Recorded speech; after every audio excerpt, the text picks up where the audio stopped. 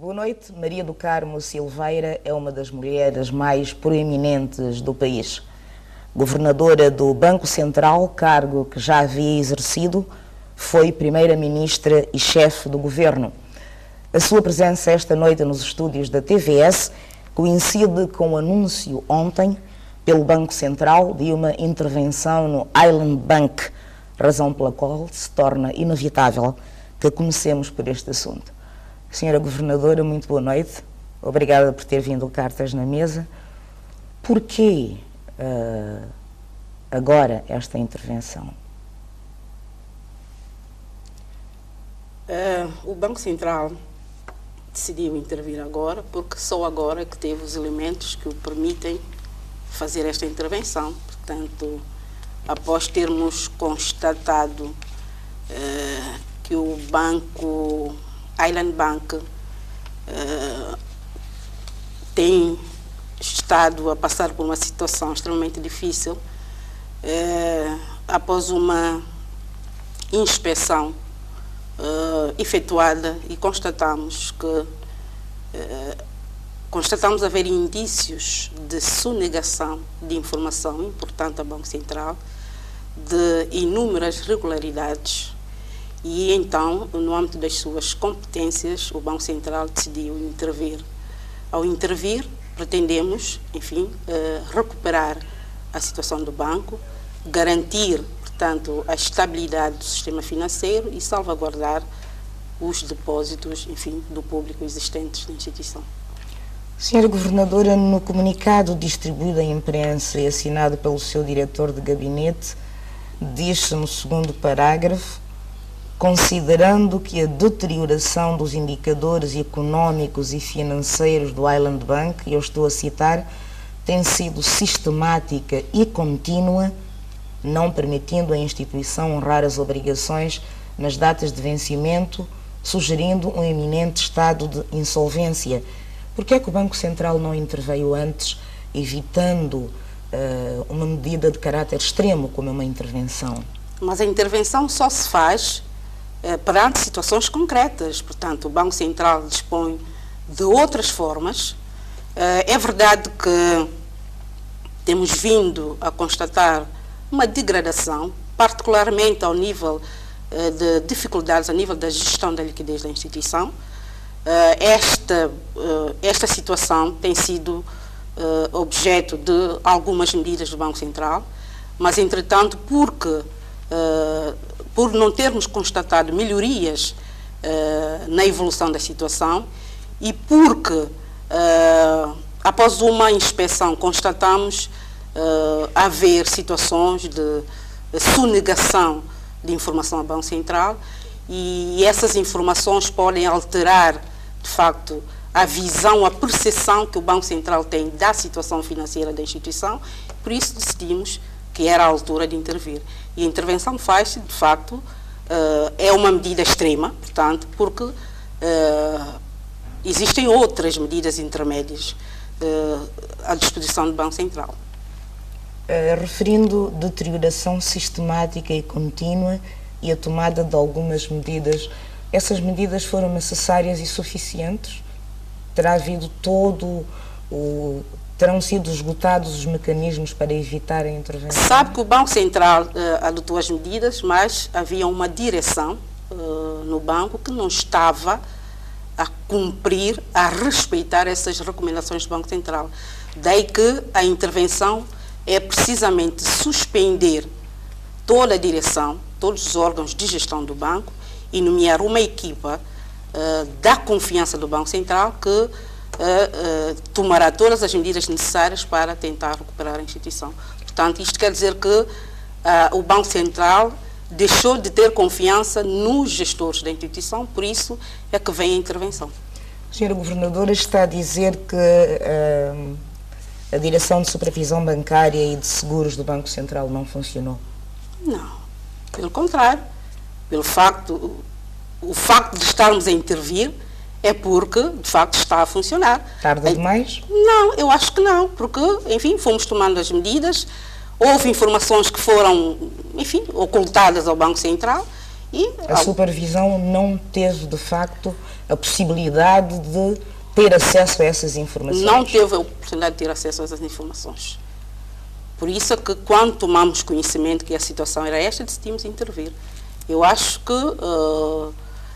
não se pode dizer que há uma intervenção tardia, porque houve alguns passos prévios a esta decisão, conforme os regulamentos, enfim, do Banco Central. Pode enunciar as medidas que foram tomadas pelo Banco antes da intervenção? Se nós instauramos um processo administrativo, portanto, com umas recomendações que a direção do banco devia cumprir e que, infelizmente, não foram cumpridas. Daí que o Banco Central suspendeu a direção e nomeou uma equipa para tal. É assim, a intervenção do Banco Central Ao dizer, senhora Governadora, que uma das direções não cumpriu as instruções dadas, isto equivale a um ato de contrição do próprio banco? É um departamento do banco que não cumpriu? As medidas são dadas ao banco. Portanto, o banco tem uma direção-geral que é o responsável perante o Banco Central do cumprimento dessas recomendações. Não tendo constatado o cumprimento dessas orientações, o Banco Central suspendeu a direção do banco. Creio que é esta uma atitude normal, enfim, em situações dessas. Então, para dizer que um processo de intervenção ocorre sempre que o Banco Central entender que há motivos suficientes para o fazer. Se não o fez antes, é porque não havia, no seu entender, motivos suficientes para o fazer. Estava a elaborar num erro resultante da sonegação de informações. Exatamente. Até porque o processo de intervenção tem que ser devidamente fundamentado. Portanto, quando o Banco Central teve os elementos que justificassem esta intervenção, fê-lo. Senhora Governadora, esta intervenção poderá afetar a confiança dos são-tomenses no sistema bancário? Eu espero que não.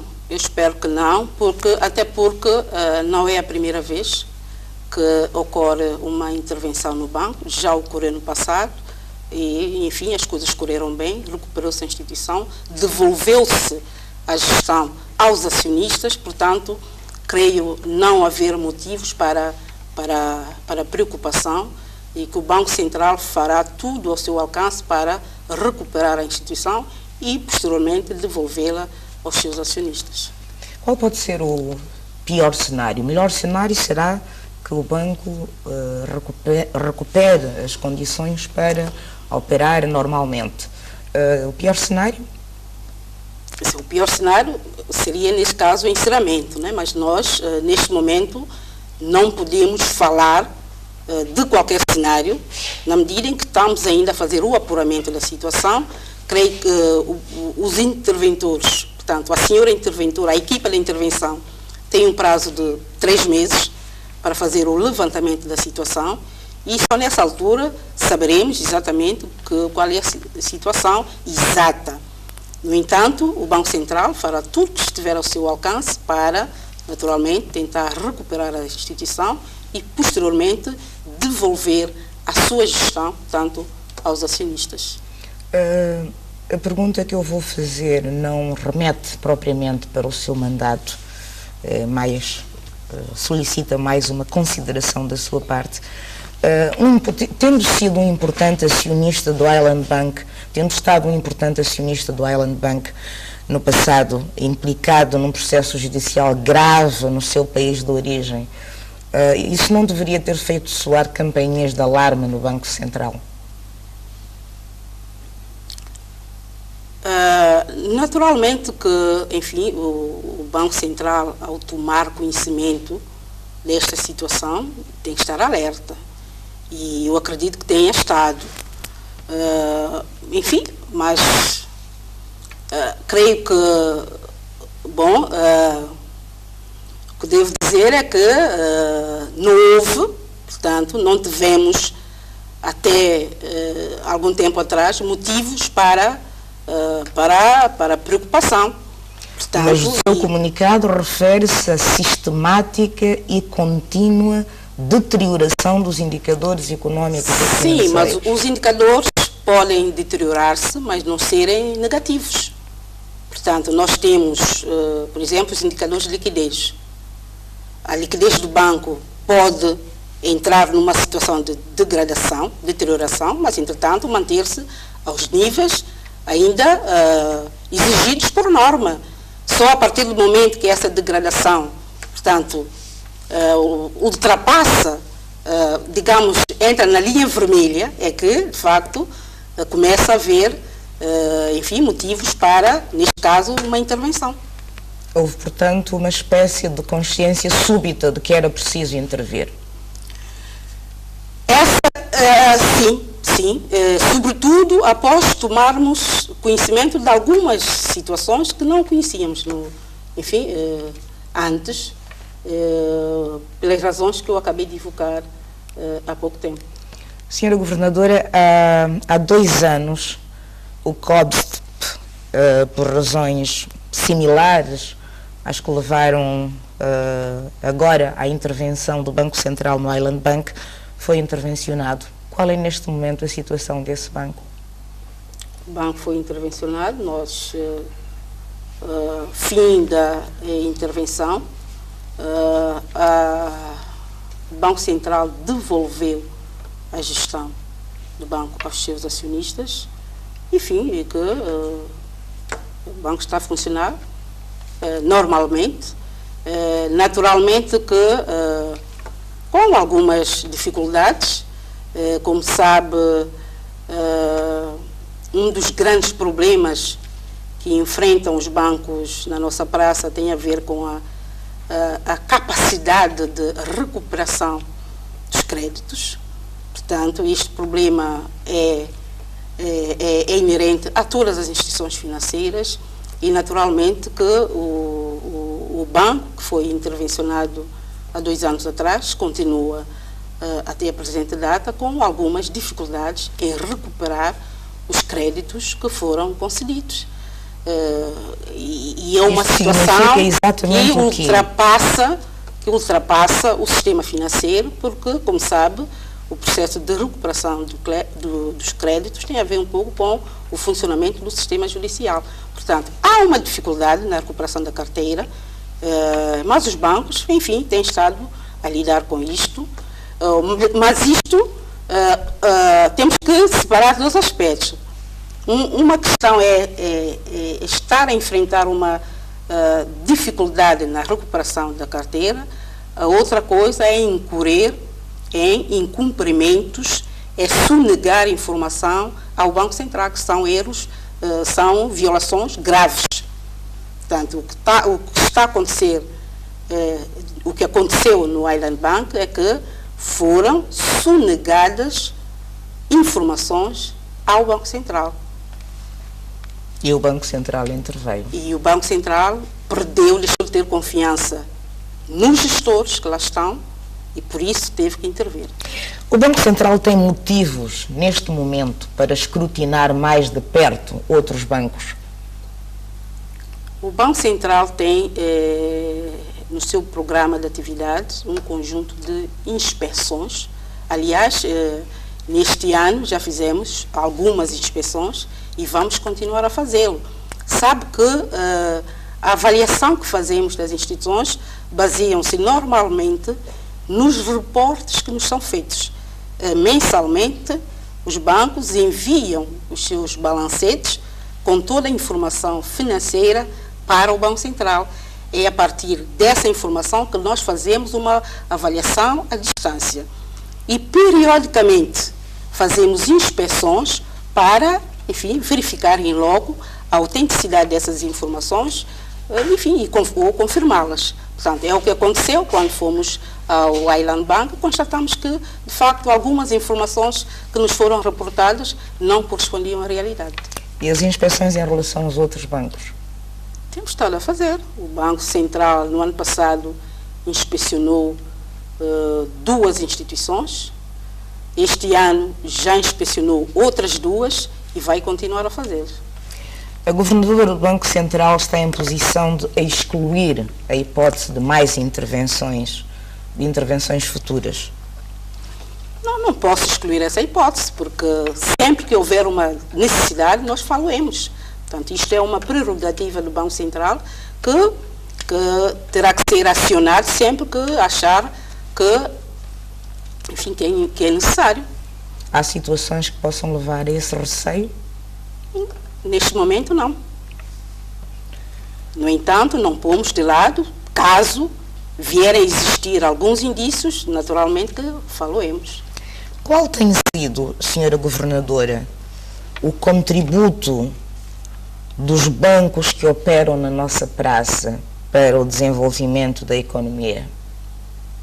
É assim, os bancos, o sistema bancário santomense emprega cerca de 500, portanto, trabalhadores, portanto, proporciona cerca de 500 postos de emprego diretos e, naturalmente, alguns milhares de pessoas, enfim, que vivem, enfim, com os rendimentos do sistema bancário. Devo dizer que o produto bancário representa hoje mais de 13% do produto interno bruto. O crédito concedido pelo sistema bancário à economia representa cerca de 38% do produto interno bruto, portanto são contribuições que eu posso, enfim, desde já avançar. Portanto, para dizer que é inegável a contribuição do sistema bancário na economia nacional, que é pelo emprego que proporciona aos jovens quadros, quer por outras contribuições, nomeadamente o crédito que concede, e, enfim, a contribuição que dá no produto interno bruto do país. Em 2012, o Fundo Monetário Internacional concluiu que os créditos tinham estagnado.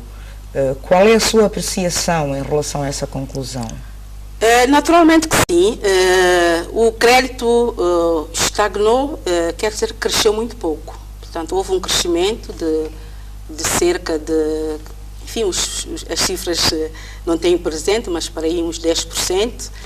Isto porque, em primeiro lugar, porque com o crescimento do crédito mal parado, portanto, e já tive a oportunidade de me referir a esse aspecto no balanço que fiz no fim do ano, porque o crédito mal parado cresceu, os bancos, por uma questão de prudência, enfim, começaram a ser um pouco mais exigentes na concessão de novos empréstimos.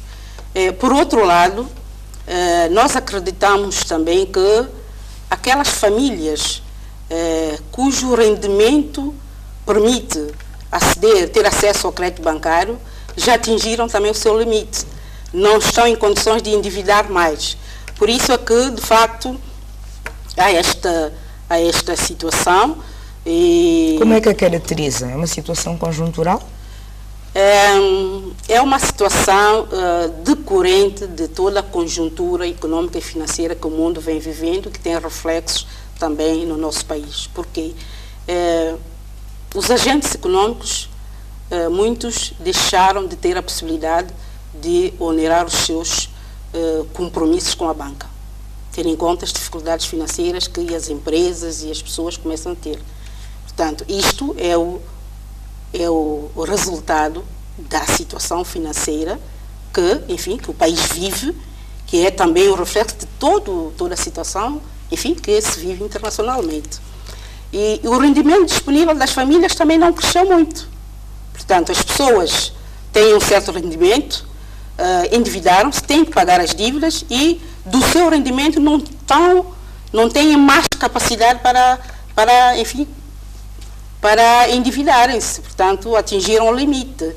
Daí que, enfim, também pode ser visto como, enfim, o reflexo da situação difícil em que as famílias se encontram. Provavelmente, eu creio que quando nós olharmos para a distribuição sectorial do crédito do sistema bancário, constatamos que 50% do crédito concedido vai para o setor do comércio e o setor do consumo. E é preciso, em 2012, houve uma ligeira tendência de melhoria, de aumento do crédito para o setor produtivo, nomeadamente o setor dos serviços. Eu creio que há toda a necessidade de olharmos para essa cifra com atenção, na medida em que o crédito do sistema bancário não tem sido canalizado para o setor produtivo da economia. Já lá iremos. Torna-se necessário. Já lá iremos. Eu gostaria de fazer uma pergunta, Sra. Governadora. Há ou não demasiados bancos a operar na praça? Sabe, eu já fui pessoalmente confrontada com essa pergunta. E eu, o que tenho dito às pessoas é o seguinte: os bancos vieram, portanto, entraram para o mercado santomense numa perspectiva de exploração de petróleo. Portanto, há 10 anos atrás, quando se começou, enfim... Previa-se um boom que não aconteceu. Não aconteceu, de facto, houve uma entrada, enfim, de bancos, alguns dos quais continuam a enfrentar algumas dificuldades porque, de facto, têm custos fixos importantes e não existe no país um volume de negócios, um volume de atividade econômica capaz de, enfim, gerar os rendimentos necessários. Daí a última missão do FMI ao país ter concluído que a maioria dos bancos comerciais só tem dado prejuízos. Têm, portanto, alguns sim, têm tido resultados negativos, na medida em que, portanto, há custos fixos importantes e de facto, os custos são extremamente elevados para o sistema, os custos de funcionamento para o sistema bancário são extremamente elevados e, enfim, não haver um volume de negócios que justifica. Por esta razão, há 2 anos, sensivelmente, o Banco Central exigiu aos acionistas um aumento de capital. Portanto, e esse aumento foi feito na perspectiva de fornecer às instituições alguma, digamos, almofada para poderem funcionar. E eu creio que todos os bancos responderam, fizeram este aumento, foi uma exigência, e todos eles, naturalmente, na perspectiva de, enfim, dentro de alguns anos que as coisas possam vir a melhorar. E eu creio que é um pouco essa gestão das expectativas futuras é que levam os acionistas a suportarem esses custos na perspectiva de, no futuro, poderem, de facto, recuperar esses investimentos. O facto de ter sido elevado o capital social para a abertura de um banco com a legislação, creio que de 2010, será, entretanto, suficientemente regulador, não direi inibidor, regulador do surgimento de outros bancos, ou são necessárias medidas adicionais? Qual é a sua posição? Isso depende. Portanto, o capital social necessário, portanto, mínimo para a abertura de um banco, portanto, nós elevamos a, creio, 5 milhões de dólares. Sabe que já em 2004, naquela altura, nós exigíamos para a abertura dos bancos um pouco mais do que o capital social exigido.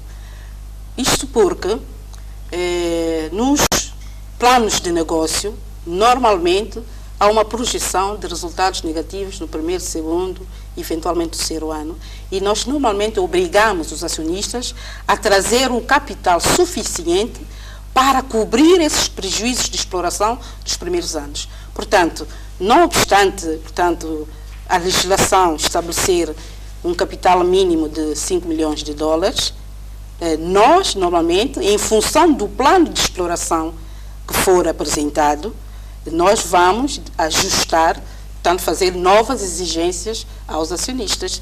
Se, por acaso, eles projetarem prejuízos consideráveis nos primeiros exercícios, terão que, antes de abrir o banco, trazer o capital suficiente para cobrir os prejuízos e manter o nível mínimo exigido de capital social. Portanto, essa tem sido uma postura adotada já há alguns anos. E certamente que iremos continuar assim. Senhora Governadora, têm sido referidas ligações obscuras e mesmo aquilo que certos observadores descreverão como uma certa promiscuidade entre o Banco Central e certos bancos comerciais. Essas referências, essas alegações, algumas vêm já de há muito. Qual é o seu comentário? Não tenho comentário nenhum a fazer, desconheço ligações obscuras entre empregados do Banco Central e instituições. Portanto, não tenho comentários a fazer porque, de facto, desconheço. Essas mesmas referências ou alegações pretendem que este poderá ser um fator inibidor da capacidade fiscalizatória de controlo do Banco Central. Como disse, eu desconheço, sinceramente, qualquer tipo de relação, enfim, neste sentido. Não conheço. Portanto, talvez as pessoas que fazem essas afirmações podem ter elementos que eu não tenho. Desconhece alegações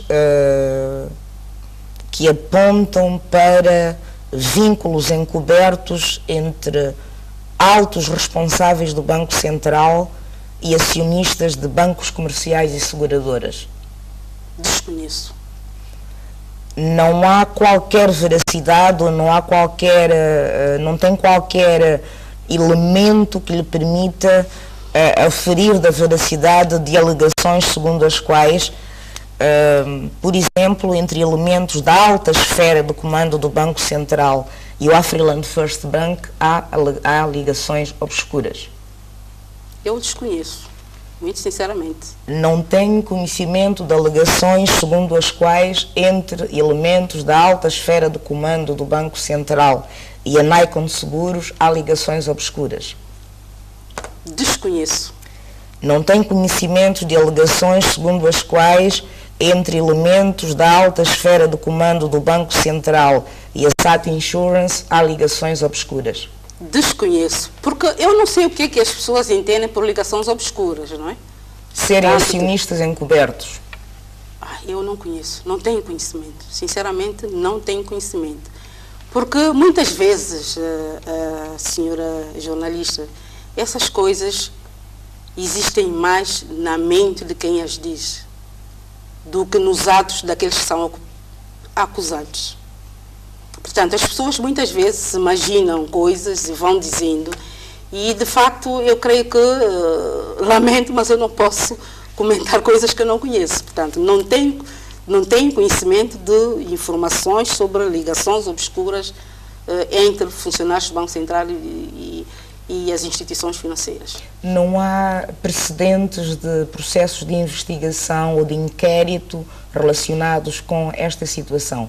Não há qualquer precedente? Olha, tive conhecimento... Durante o seu mandato? No meu mandato, desconheço. Nunca tive. Nunca houve qualquer processo de investigação relativamente ao relacionamento entre funcionários do Banco Central e instituições financeiras. Eu não conheço. Fui governadora durante quase 6 anos, de 99 a 2005, posso dizer que nunca houve qualquer processo neste sentido. Volto, enfim, às mesmas funções há pouco mais de 2 anos e posso assegurar que durante o meu mandato nunca houve um tal processo. E antes? Tem conhecimento de algum precedente? Antes do seu mandato? Do atual? O atual. Tive conhecimento de uma situação cujos elementos até nem possuo. Cujos elementos não possuo. Portanto, e que o empregado terá sido devidamente sancionado na altura. Portanto, e eu creio que isto são situações que ocorrem e o importante são as medidas que são, enfim, tomadas para fazer face a esta situação. A ter conhecimento de uma tal situação, agiria imediatamente? Agiria imediatamente. Posso assegurar-lhe. Senhora Governadora, o artigo 55º da Lei Orgânica do Banco Central diz que os administradores devem ser escolhidos entre pessoas, eu acho que vou citar, de reconhecida competência em matéria económica ou jurídica e nos assuntos monetários, financeiros e cambial. Todos os atuais membros do Conselho de Administração do Banco Central preenchem estes requisitos? Sim, mas a senhora jornalista, quem nomeia os membros do Conselho de Administração é o Governo, não é a governadora do banco. Portanto, é da exclusiva competência do Governo nomear as pessoas que devem constituir, portanto, fazer parte do Conselho de Administração do Banco Central. Portanto, a minha pergunta, senhora Governadora, é se todos os elementos do Conselho de Administração do Banco Central preenchem estes requisitos segundo o seu parecer técnico. Não me cabe a mim julgar, enfim, esse aspecto, na medida em que só as pessoas que têm a prerrogativa de fazer a nomeação é que devem avaliar isto. Portanto, eu creio que eu estaria, de facto...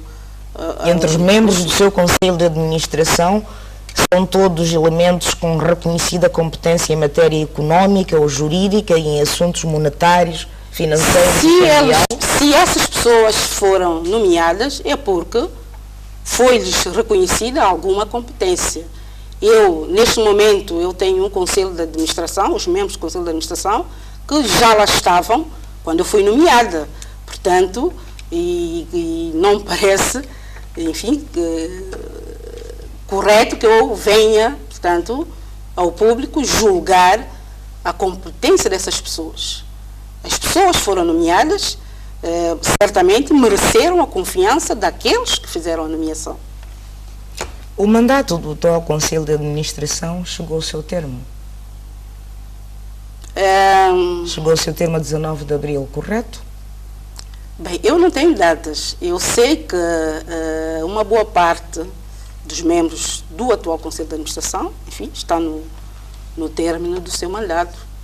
Enfim, provavelmente, enfim, é agora em abril, não tenho presente as datas, porque, enfim, não sei, mas provavelmente devem estar já no termo dos seus mandatos. A sua nomeação não é sob proposta da governadora ou do governador?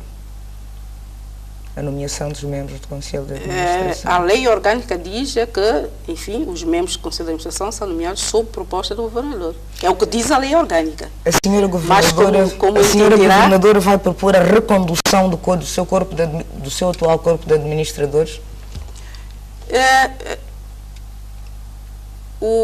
A nomeação é da competência do governo. A proposta, estamos a falar de proposta. Sim, mas não me parece correto que eu venha cá para o programa referir-me, dizer aqui se vou ou não propor a recondução dos membros do Conselho de Administração. Compreenderá que, portanto, é uma pergunta que, enfim, que eu não poderei responder. Até porque, portanto, é da competência do governo fazer essa nomeação. Sob a proposta sua? É o que diz a lei, mas na prática pode não ser assim. Nós todos sabemos como é que as coisas funcionam. E naturalmente, eu fui nomeada há 2 anos E eu tinha um conselho de administração, tinha uma equipa de administração que já lá estava e com a qual trabalhei ao longo deste período.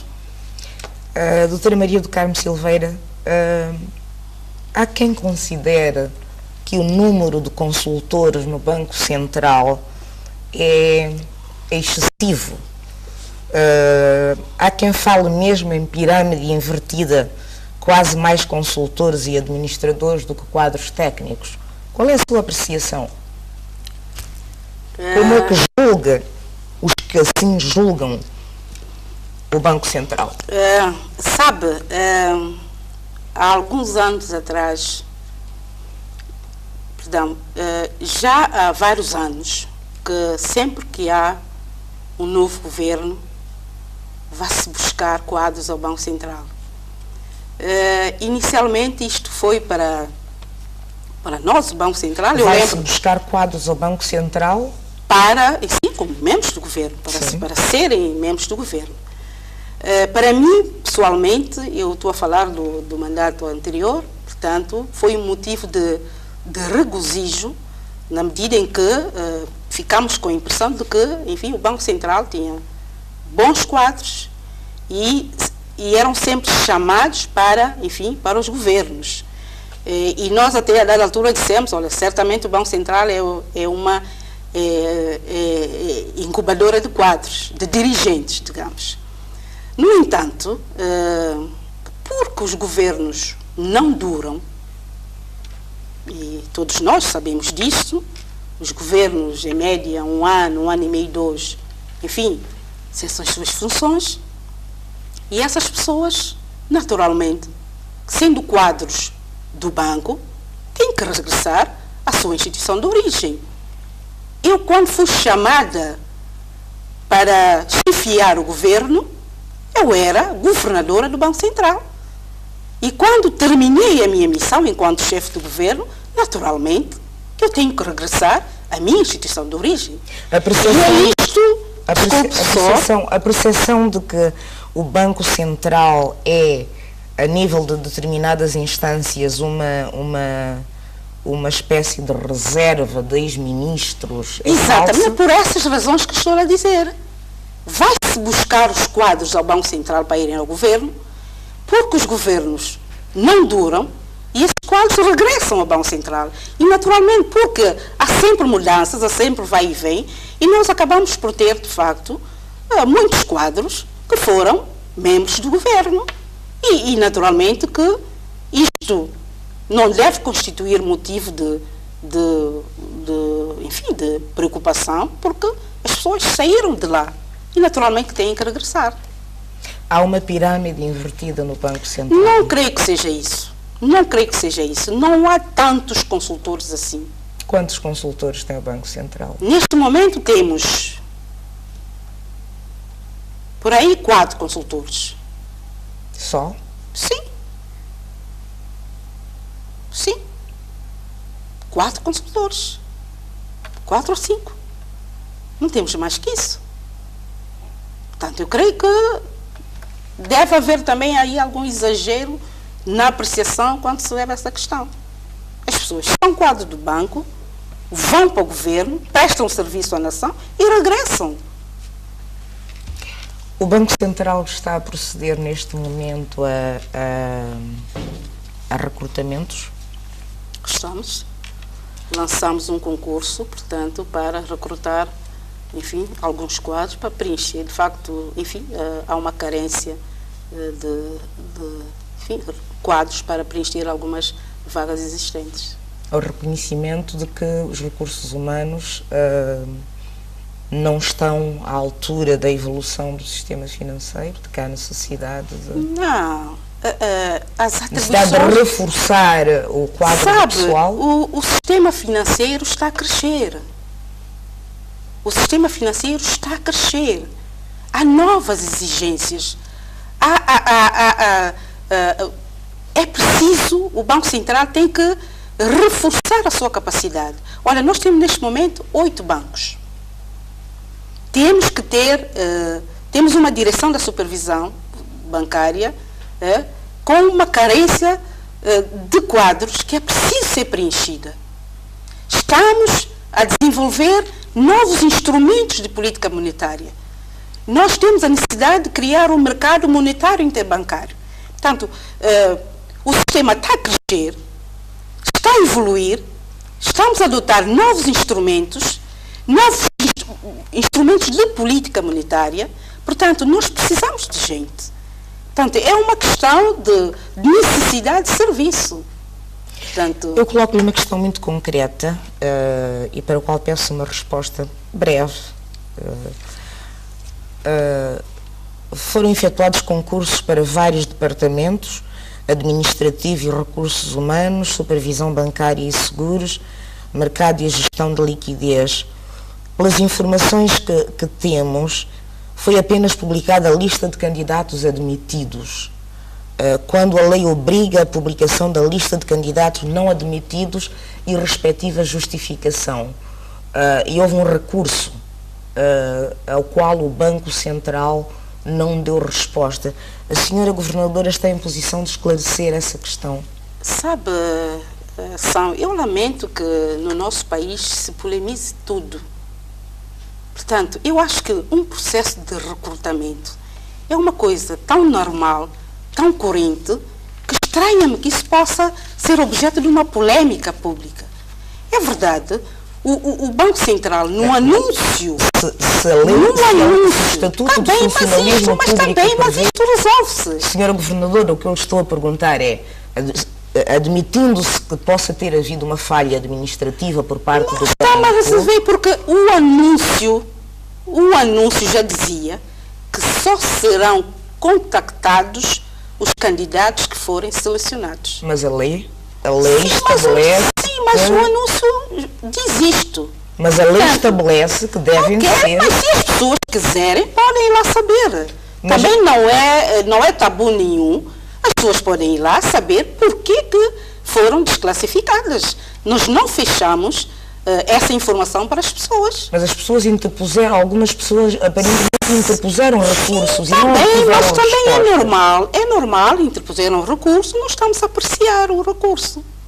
Portanto, o Banco Central prazo já expirou. Está a apreciar o recurso. O prazo já expirou. Sim, mas também é tanta coisa que, enfim, as pessoas compreenderão que também isto é uma coisa tão corrente que eu não entendo por que essa polemização da situação. Há um concurso, há reclamações, é normal. Mas trata-se do cumprimento da lei, senhora governadora.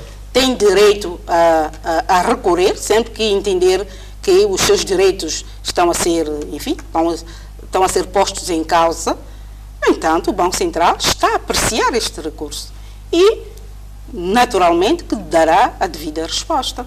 Já fora do prazo. Provavelmente, mas... É um problema do departamento jurídico? É um problema do banco. É um problema do Banco Central. Que está fora do prazo. Estamos...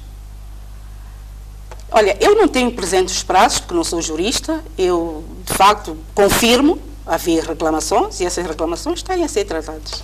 Senhora Governadora, os estatutos do banco prevêem que o mandato do governador, neste caso da governadora, seja de 5 anos. Como acabou de referir, o que se vê é que cai um governo e é quase certo que a seguir cai o governador ou a governadora. Que impacto tem isso sobre o funcionamento de uma instituição com as características de um Banco Central? Quando os estatutos prevêem que o mandato deve ser cumprido e que é de 5 anos.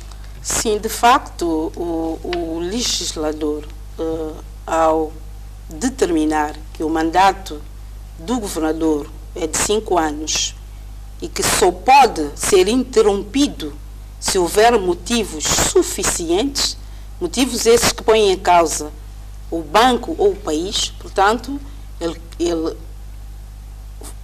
fê-lo porque entende que uma instituição como o Banco Central precisa de uma estabilidade governativa, portanto, poder levar a cabo a sua missão. Naturalmente que, enfim, as mudanças constantes criam instabilidade no seio da instituição e com as responsabilidades que tem uma instituição como esta, naturalmente que a estabilidade é fundamental no exercício da sua missão. E não tem havido? De facto, houve alguns momentos houve algumas mudanças fora, enfim, digamos, intempestivas e que, pronto, contrariam, de facto, o espírito da lei orgânica do banco. A senhora tem filiação partidária? Tenho, portanto, até porque eu chefiei um governo do MLSTP-PSD. Só que, enquanto governadora do Banco Central, não tenho tido a atividade política ativa. O Banco Central goza de autonomia administrativa, patrimonial e financeira. Até que ponto, senhora governadora? Sim, porque a autonomia administrativa, financeira e patrimonial. Exatamente, é o que está estatuído. Sim. Pergunto-lhe até que ponto. Na plenitude. E é exercida na plenitude? Acho que sim. Consegue imaginar uma situação, é admissível um cenário em que o governo do Banco Central apareça a criticar políticas do governo central? Que acontece com frequência por esse mundo fora. Sabe, política econômica. Sim, sim. Portanto, o Banco Central pode ter uma opinião técnica sobre assuntos que têm a ver com a economia do país. Pode ter, até porque o banco, no âmbito das suas atribuições, é conselheiro do governo em matéria financeira, cambial, pode ter opiniões técnicas, enfim, contrárias àquelas que tem o governo. Eu acho que é saudável até. É saudável até. E isto tem acontecido? É frequente ou há uma posição, diríamos, de submissão do governo do banco ao governo central em questões técnicas também? Não, o Banco Central, no âmbito das suas competências, define, executa a sua política monetária, executa a política cambial definida pelo governo. Portanto, e nesta matéria, creio que o Banco Central tem gozado de plena autonomia. A senhora foi primeira-ministra e chefe do governo, já foi governadora do Banco Central, voltou a assumir o cargo, está numa posição privilegiada para radiografar o país. Doutora Maria do Carmo, em sua opinião, qual é o verdadeiro estado económico e financeiro de São Tomé e Príncipe? E eu dou-lhe algum tempo para responder a essa pergunta. Sabe, eu creio que é de conhecimento de todos que o nosso país enfrenta, tem sérias fragilidades macroeconômicas, estruturais e socioeconômicas. Essas fragilidades refletem-se numa extrema dependência em relação ao exterior, quer em termos de recursos financeiros, de forma de créditos, donativos, quer em termos de importação de bens de primeira necessidade. Portanto, tem uma balança de pagamentos cronicamente deficitária, tem um sistema produtivo inexistente, algumas infraestruturas produtivas com elevado grau de ociosidade, temos um sector privado incipiente com fraca capacidade de criação de emprego. Apesar dessas fragilidades que eu acabei de enunciar, o país tem feito alguns progressos enquadrados por algumas medidas, nomeadamente o Acordo de Cooperação Econômica, assinado com Portugal, os diferentes programas, enfim, apoiados pelo Banco Mundial e Fundo Monetário Internacional, o programa, enfim, de Estratégia Nacional de Luta contra a Pobreza, etc., enquadrar nesses programas, tem havido progressos em matéria de estabilização macroeconômica, com bons resultados em matéria de controle da inflação, estabilidade cambial. Digno de realce é também a melhoria, os esforços de melhoria do ambiente de negócios, que nos, enfim, permitiram granjear alguma simpatia por parte da comunidade dos doadores. No entanto, quando olho para São Tomé, portanto, quando olhamos para o mapa, vemos duas ilhas com uma localização estratégica fantástica, excepcional, que pertence a uma sub-região com um enorme potencial, quer em termos de mercado, quer em termos de liquidez monetária, portanto, e que, enfim, devia posicionar-se no âmbito dessa sub-região e poder potenciar o seu desenvolvimento. Portanto, como dizia, é um país que com muitas dificuldades, mas que tem um potencial de desenvolvimento que, se for devidamente aproveitado, pode, de facto, enfim, dar saltos qualitativos em matéria de seu desenvolvimento. Qual é o estado das nossas reservas cambiais? Acho que a situação está razoavelmente bem, porque nós avaliamos as reservas por meses de importação, portanto,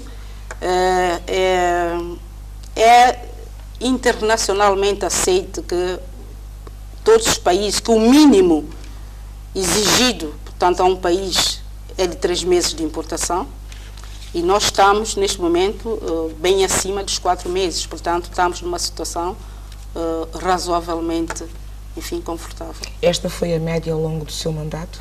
Tem sido mais ou menos a média ao longo do seu mandato? Bem, houve variações, naturalmente, mas eu creio que nada, enfim, que não chegamos a uma situação de ruptura. Em momento algum? Em momento algum. O acordo de paridade cambial com Portugal,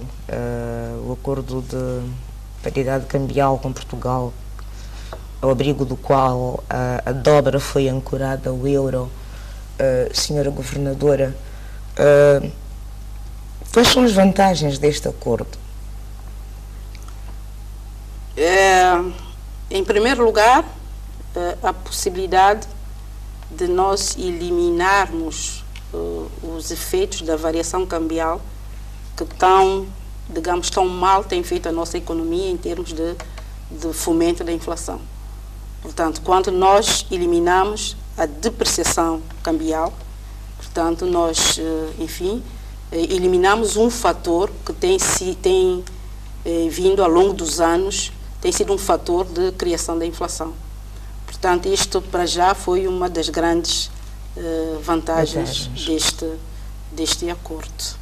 E ao mesmo tempo, portanto, este acordo dá-nos a possibilidade de, caso o Banco Central entrar numa situação de ruptura de reservas, poder, portanto, avançar uma linha de crédito para suprir situações de emergência. Os grandes constrangimentos, as dificuldades porque atravessa Portugal não poderão fazer perigar a médio prazo ou a prazo a sustentabilidade desse acordo? As autoridades são-tomenses consideram isso? Eu acho que não. Nós temos tido da parte das autoridades portuguesas toda a garantia que o acordo vai permanecer, até porque São Tomé e Príncipe, o nosso representa uma parte insignificante no contexto da economia portuguesa. Portanto, de forma alguma, portanto, a economia santomense pode, enfim, pressionar, portanto, a situação a nível da economia portuguesa. Que está bastante pressionada. Sim, mas o que eu queria dizer ainda relativamente a este acordo é que, portanto, havia dois objetivos. Então, por um lado, estancar o processo deflacionário, que o país vinha conhecendo, ao mesmo tempo fomentar o comércio e os investimentos, enfim, entre as duas economias. Eu creio que esta componente, esse segundo objetivo, é que tem sido, de facto, enfim, não tem sido alcançado. Creio que, e o motivo tem a ver com o momento em que nós começamos, nós iniciamos o acordo precisamente, perdão, no auge da crise econômica e financeira. E, por outro lado, era extremamente importante que, no plano interno, se preparasse o setor privado para tirar as vantagens que este acordo oferece. Portanto, está aberta a possibilidade de parcerias que possam fomentar um aumento de fluxos comerciais, portanto, e de investimentos entre as duas economias. E eu creio que é esta possibilidade que precisa ser potenciada e que, infelizmente, até o momento não temos reagido. Alguma perspectiva para que isso possa acontecer nos tempos mais próximos? Creio que a própria situação em que se encontra a economia portuguesa, portanto, inibe. Portanto, pode não facilitar muito. Tivemos o perdão da dívida em 2007. Hoje a dívida representa cerca de 80% do PIB. A maior parte da riqueza produzida é consumida pelo serviço da dívida. Em termos muito simples, o país produz 100 euros, 80 estão a partida comprometidos com a dívida. Esta situação é sustentável? É insustentável. É insustentável. Infelizmente, em 2007, nós chegamos ao ponto de conclusão da iniciativa IPIC, no âmbito do qual o país beneficiou de um perdão considerável da sua dívida. Mas passando apenas uns 5 anos, de 2007 até a data, nós temos assistido novamente o crescimento da dívida. Portanto, é uma situação preocupante, de facto. Eu acho que deve preocupar a todos os dirigentes santomenses, porque o peso da dívida, de facto, é um obstáculo ao desenvolvimento do país. A tendência para um cada vez maior endividamento? Exatamente. Mas infelizmente, não nos restam muitas alternativas, porque o país não produz o suficiente para suportar as suas despesas. E, naturalmente, que o recurso ao endividamento externo tem sido uma medida, enfim, corrente. O que temos que fazer, necessariamente, é adotar uma estratégia de endividamento. Quer dizer que, portanto, se no passado nós nos endividamos muitas vezes para pagar salários, portanto, os recursos provenientes da dívida externa têm que ser utilizados para potenciar o crescimento, para o setor produtivo possa gerar rendimentos futuros para permitir que nós paguemos essa dívida. Caso contrário, o país terá, de facto, imensas dificuldades. Mas portanto, o papel dos bancos comerciais, por exemplo, que seria a concessão de créditos, as taxas de juros são proibitivas, senhora? Sim, mas a capacidade e isso desencoraja a capacidade de concessão do crédito dos bancos também é limitada. Sabemos que nós vivemos a nossa economia não tem o nível de liquidez que permite os bancos assumirem o financiamento da economia. Portanto, o recurso ao endividamento externo, ao financiamento externo, quer sob forma de crédito ou de dons, portanto, vai ser uma necessidade, mas ao mesmo tempo temos que adotar uma estratégia para que, de facto, esse endividamento seja canalizado para sectores que possam ter um retorno no futuro. Por que é que a redução da taxa de referência do Banco Central, isso depois de ter falado da questão da taxa de juros, não tem vindo aparentemente a refletir-se nas taxas ativas dos bancos comerciais? Sabe que há ainda uma discrepância significativa, 14 para 26. Exatamente. Sabe que na constituição das taxas de juros dos bancos entram vários fatores. Desde já, portanto, um dos fatores é, enfim, a taxa de inflação, portanto, mas este fator tem conhecido progressos, até porque a taxa de referência é fixada em função da taxa de inflação. No entanto, há outros fatores, nomeadamente os riscos de crédito, que são extremamente elevados na nossa economia e que esses riscos se refletem, portanto, ao nível das taxas de juros. E, enfim, portanto, os riscos de crédito têm a ver com as dificuldades na recuperação dos créditos do sistema bancário. Já tinha referido que o funcionamento da justiça é um fator inibitório. Portanto, a questão da taxa de juros não é apenas uma questão do sistema financeiro como tal, mas é um problema da economia, portanto, tem a ver com o funcionamento dos outros setores. Lembro-me que há quase 2 anos nós reunimos-nos num fórum a nível da banca, discutimos profundamente essa questão, inclusive levamos representantes das instituições, portanto, o Judiciário, dos tribunais, o Supremo Tribunal de Justiça, Procuradoria da República, porque nós quisemos sensibilizá-los para a necessidade de uma maior atenção ao sistema financeiro pelas especificidades inerentes à atividade financeira. Enfim, houve poucos avanços até de lá para cá, mas naturalmente nós temos que insistir nessa questão, que é extremamente preocupante. Doutora Maria do Carmo, o Banco Central necessita absolutamente de uma nova sede? Necessita. Eu creio que a senhora jornalista já visitou o Banco Central e sabe perfeitamente que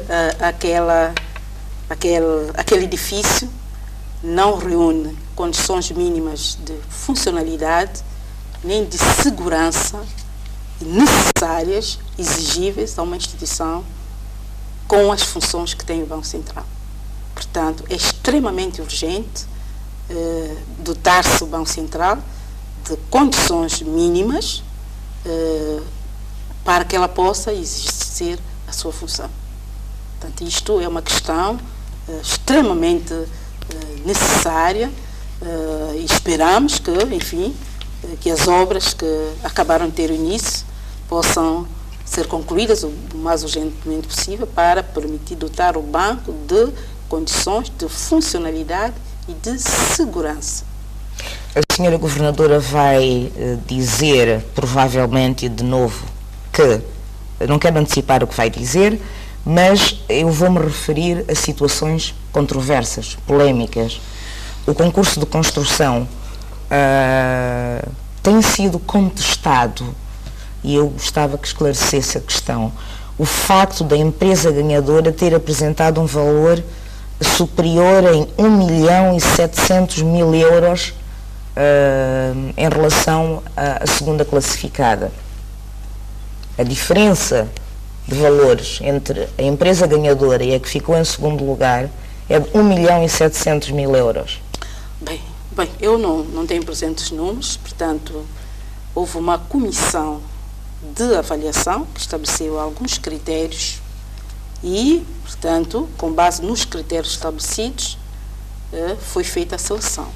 Portanto, como sabe, a questão do preço nem sempre é o fundamental, porque nós estamos a lidar com uma obra de construção. Precisamos, portanto, na seleção, certamente, na avaliação, pesaram vários fatores: a idoneidade da empresa, a experiência da empresa em obras desta envergadura, Enfim, naturalmente que o fator preço também esteve sobre a mesa, portanto, eu creio que a comissão multissectorial, com representantes do Banco Central, da Procuradoria-Geral da República, do Ministério das Obras Públicas, portanto, creio que, enfim, fez o seu trabalho. Naturalmente que, enfim, haverão comentários, e esses é normal que as pessoas comentem, mas o importante é que a comissão, enfim... Os trâmites legais e os trâmites processuais foram todos seguidos? Foram, sim, senhora. Em relação ao concurso de fiscalização, há também uma polémica. O candidato vencedor, consta que o candidato vencedor participou em vários concursos de construção do edifício e foi parte da equipa técnica de seleção das empresas concorrentes. Portanto, o que em princípio deveria automaticamente desqualificar. A senhora embaixadora, a senhora governadora poderia também esclarecer essa questão em relação ao concurso de fiscalização? Sabe, o Banco Central desencadeou este processo de construção da sua sede já há vários anos. E já lançamos 2 concursos. Portanto, eu lembro-me, provavelmente em 2004, lançamos um concurso. Nós fizemos uma consulta restrita para contratar um arquiteto que nos pudesse projetar, enfim, um edifício, o aproveitamento do edifício sede. Isso foi feito já há vários anos. E na altura, como dizia, fizemos uma consulta restrita e foi selecionado um arquiteto nacional. Fez o projeto, nós inclusive já tínhamos lançado o concurso, quando, numa conversa com o Banco de Portugal, aconselharam-nos, portanto, deram-nos algumas ideias e entendemos que, portanto, aquele projeto estava subavaliar, portanto, enfim, o edifício, o espaço, e então o Banco de Portugal enviou-nos para São Tomé um arquiteto especialista em bancos, olhou, portanto, para aquele edifício onde funcionamos, com todo aquele espaço, e aconselhou-nos a projetar um edifício com 3, 4 andares, que neste caso teríamos resolvido o problema do Banco Central para os próximos 20 anos. Portanto, e o Banco de Portugal disponibilizou-se para apoiar-nos na elaboração desse projeto. E nessa altura, porque nós tínhamos o arquiteto nacional que vinha trabalhando conosco, esse arquiteto, portanto, foi o nosso, portanto, representante e trabalhou com o arquiteto português e projetou o edifício cujo concurso foi lançado em 2006 e que veio a ser suspenso pelo governo na altura. Participou também da equipa técnica de seleção das empresas concorrentes?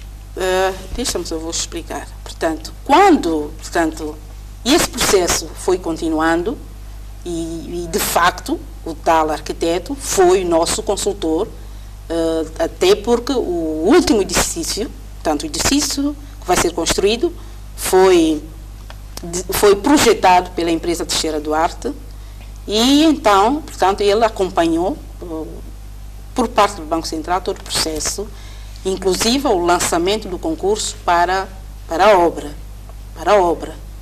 Isso não deveria desqualificar? Nós entendemos que não. Por quê? Porque o processo de elaboração dos cadernos de encargos para a fiscalização foram elaborados por um outro engenheiro.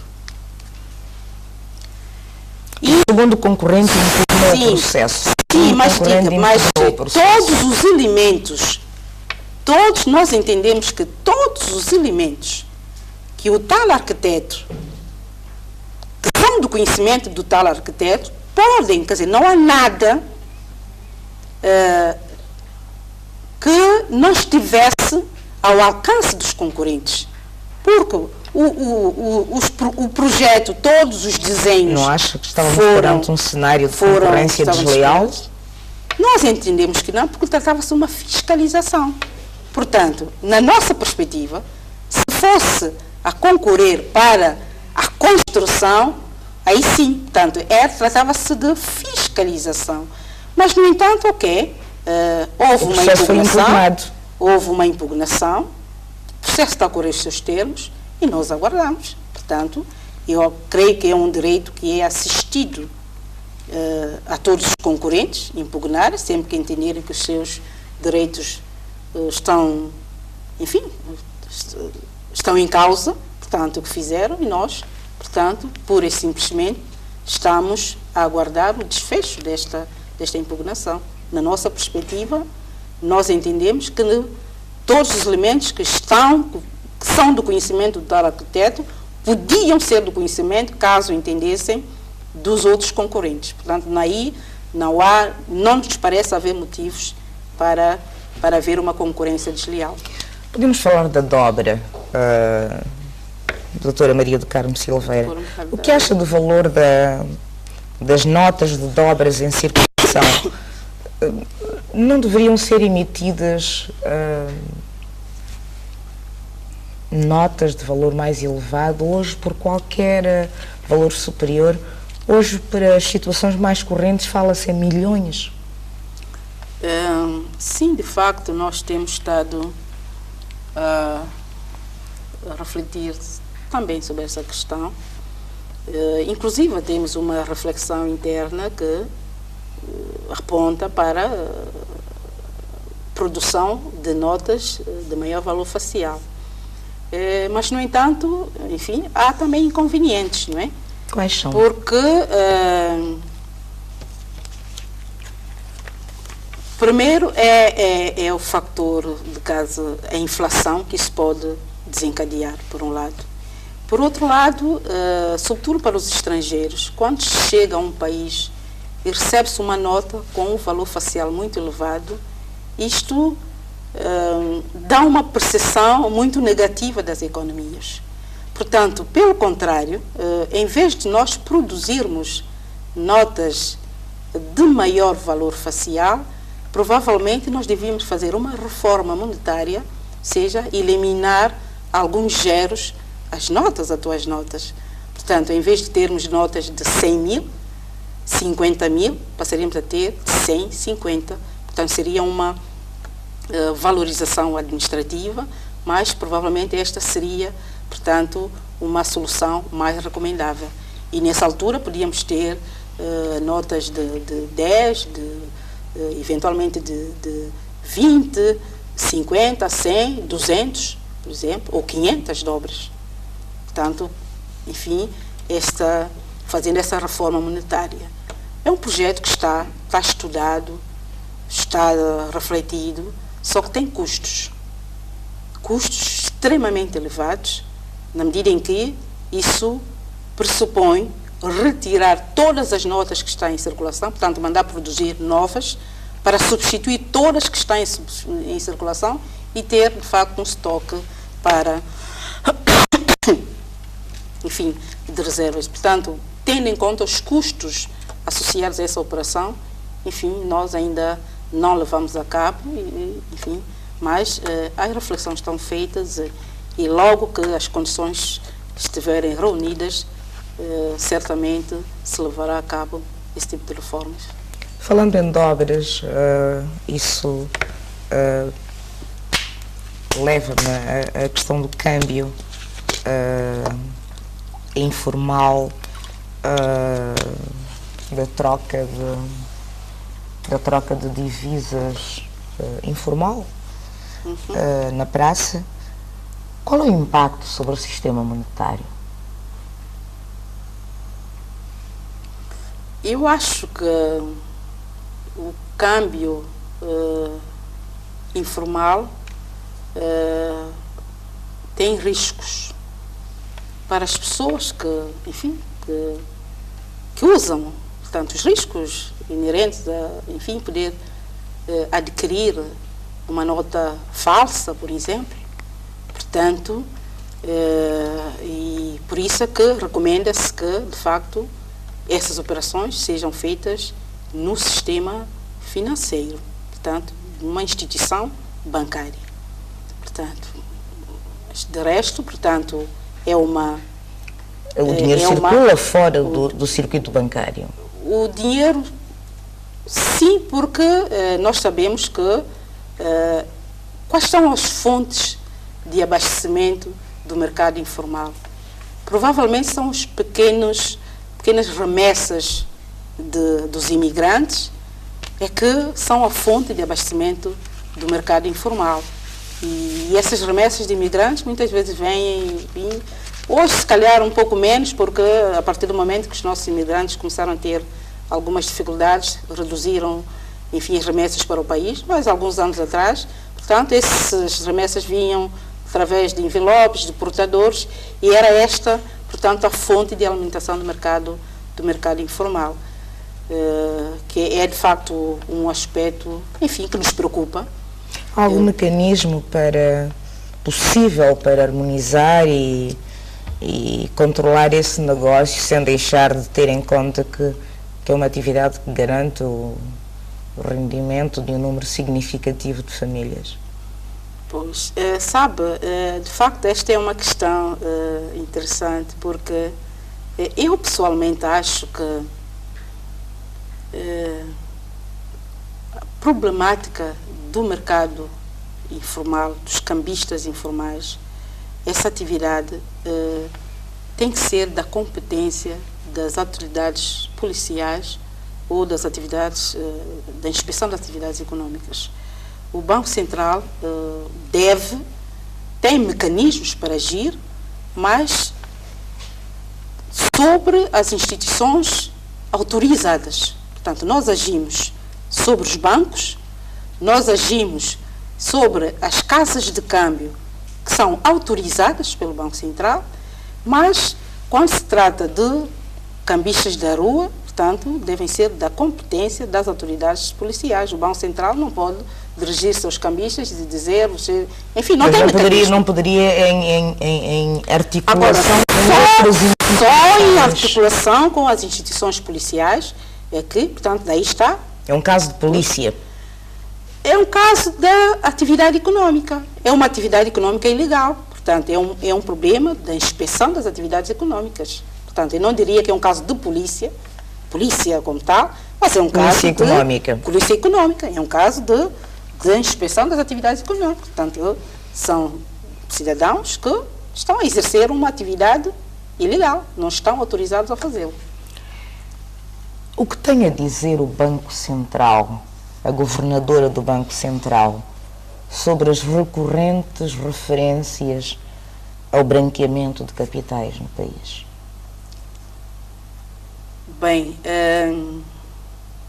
sabe que o combate ao branqueamento de capitais é um processo multissectorial. Portanto, atividades de branqueamento podem ocorrer naturalmente nos sistemas bancários, pode ser no setor comercial, no setor do comércio, no setor da imobiliária, no setor da distração, dos jogos de fortuna e azar. Portanto, há um conjunto de sectores onde podem ocorrer estas atividades. Por isso é que é preciso uma coordenação multissectorial para fazer face a isto. Que diz respeito ao sistema financeiro, há mais de 10 anos que o Banco Central tem adotado algumas medidas para fazer face a essa situação, portanto, publicando algumas normas para os bancos que devem ser respeitados. Naturalmente que o nosso país, as nossas instituições são frágeis e, naturalmente, perante essas fragilidades institucionais, podem ocorrer, de facto, não se pode pôr de lado a possibilidade de ocorrerem situações de branqueamento de capitais. O Banco Central tem ou não tem conhecimento de operações de branqueamento de capital em São Tomé e Príncipe? O Banco Central não tem conhecimento de operações de branqueamento de capital. Até porque a instituição que pode tipificar se existe ou não branqueamento de capital é a Procuradoria da República. O Banco Central, sim, tem a consciência das fragilidades institucionais de vários sectores e que podem, de facto, permitir que situações dessas possam estar a ocorrer. Daí a necessidade de adotar algumas medidas com vista a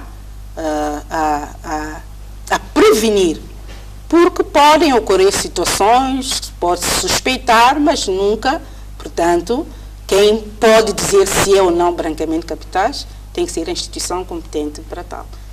Mas, enfim, tem-se feito referência, o sistema financeiro pode ser o contributo do Banco Central na tomada de medidas preventivas e repressivas. Não, mas essas repressivas não. Repressivas não. Portanto, o Banco Central estabelece regras para os bancos. Por exemplo, há uma norma em que os bancos são obrigados a conhecer os seus clientes.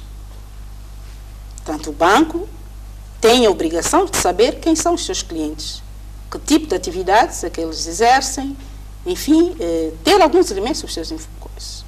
Portanto, esta é uma norma universal, não é do banco, não é o caso específico, portanto, e se constatar que os bancos não estão a cumprir isso, aí podem ser sancionados. Podem ser sancionados. Em algum momento o Banco Central teve indícios de operações de branqueamento de capital em São Tomé e Príncipe? Sabe, eu acho essa pergunta um pouco... Por que eu digo isto? Porque nós vivemos num país frágil. Nós temos fronteiras que não são devidamente controladas, as instituições do Estado não estão devidamente coordenadas, não se faz o real rastreio das atividades econômicas. É possível, senhora, que esteja a acontecer. E é por esta razão, porque nós fomos, em finais do ano passado, fomos submetidos a uma avaliação da instância internacional que lida com essas questões, para saber se efetivamente o país estava a adotar medidas, ou seja, terá feito progressos suficientes, porque desde 2010 que o São Tomé e Príncipe entrou para uma lista de países pouco cooperantes. Nós não estamos na lista negra, estamos na lista de países pouco cooperantes, ou seja, aqueles países que ainda não fizeram progressos suficientes, não adotaram todas as medidas suscetíveis de criar, enfim, um contexto de prevenção, de fechar as portas às atividades de branqueamento de capital.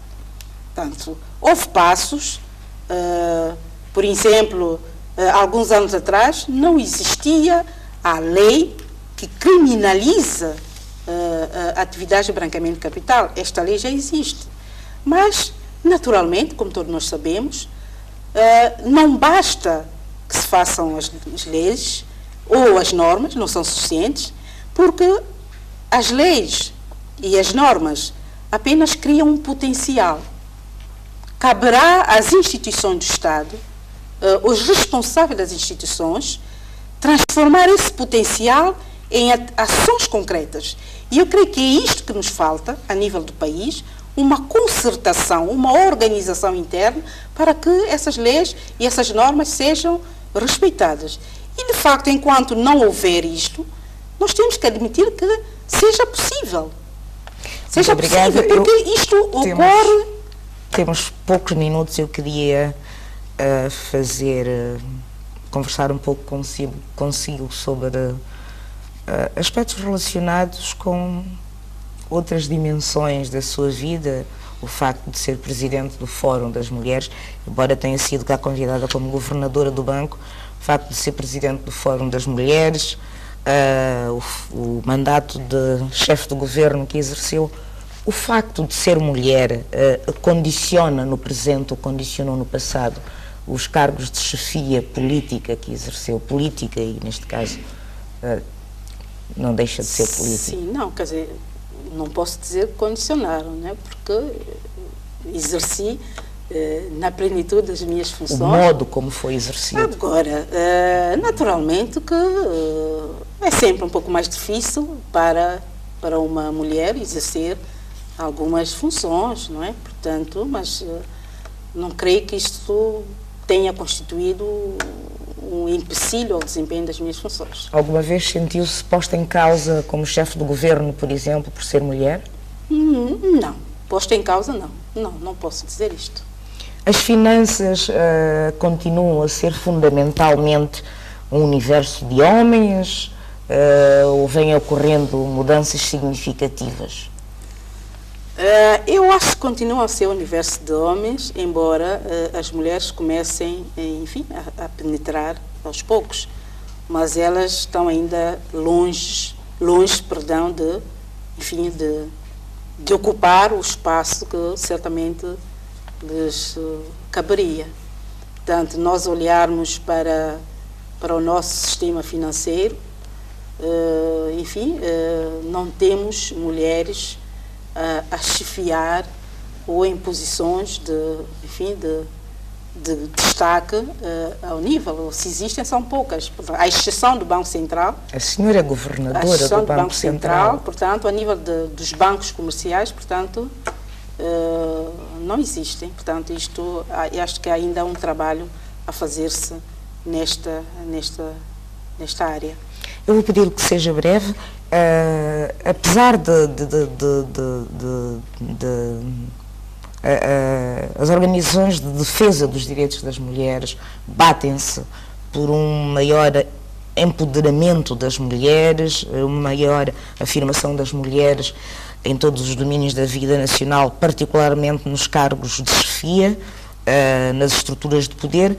São Tomé e Príncipe é um dos poucos países do mundo que teve duas primeiras ministras, a senhora e a doutora Maria das Neves, teve uma ministra da Defesa, caso também raro, e o facto de ter tido duas primeiras ministras é um caso raro, mesmo em democracias avançadas. Teve duas ministras dos negócios estrangeiros, governadora do Banco Central duas vezes. O que é que isto nos diz sobre o lugar da mulher nas estruturas do poder em São Tomé e Príncipe? Eu dou-lhe cerca de um minuto, porque eu ainda tenho duas perguntas a fazer. Temos feito progressos em matéria de promoção da mulher, mas isto não significa que a condição da mulher tenha mudado significativamente, porque, não obstante termos, enfim, o quadro que acabou de referir-se, mulheres que ocuparam cargos de destaque, a situação da mulher continua a ser preocupante e, enfim, que há aí, portanto, um grande esforço a fazer-se para obtermos maior equidade e igualdade de género no nosso país. Enquanto Primeira-Ministra, acha que deixou uma marca? Qual foi? Eu não sei. Assim, de repente, é difícil, mas não sei. Eu acho que talvez as pessoas possam avaliar, mas não sei. Acha que poderá ter contribuído para elevar a autoestima das mulheres, por exemplo? Mas só as mulheres é que poderão dizer isso. Eu não posso fazer uma avaliação dessa. Portanto, acho que só as mulheres, as minhas compatriotas, poderão dizer isso. O que é que se esforçou por deixar?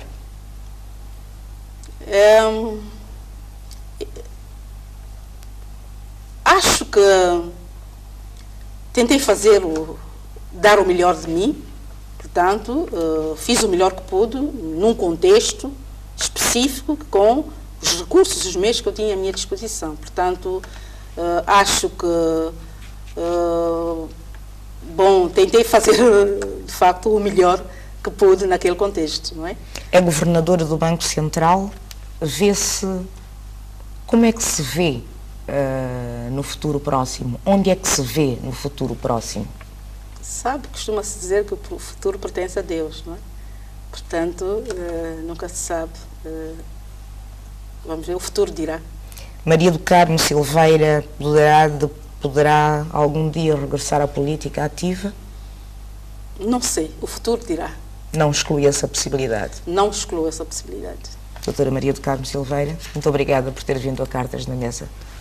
Obrigada. Voltaremos na próxima semana. Continuação de boa noite.